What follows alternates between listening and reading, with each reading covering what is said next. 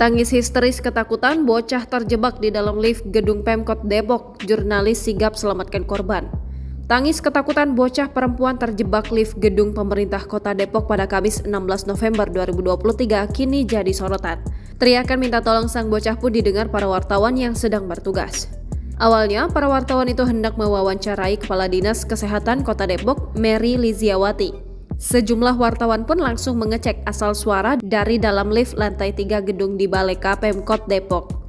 Ternyata benar, ada bocah perempuan yang terjebak di dalam lift tersebut sambil berteriak minta tolong. Sejumlah wartawan langsung mencoba membuka paksa pintu lift yang tertutup rapat. Beruntung, pintu lift tersebut dapat dibuka dan bocah perempuan itu dapat diselamatkan. Penolong korban jurnalis MNC TV, Yung Rizky menjelaskan, awalnya ia bersama rekan-rekannya mendengarkan teriakan minta tolong dari dalam lift. Ada teriakan minta tolong dari dalam lift, langsung kita coba buka paksa pintu liftnya, kata Iyung di lokasi. Menurut Iyung, korban sempat menangis ketakutan usai dikeluarkan dari dalam lift dan sempat mencari keberadaan orang tuanya. Usai bocah perempuan berkerudung itu selamat, ia pun diserahkan ke pihak keamanan di lokasi untuk dicarikan orang tuanya yang terpisah.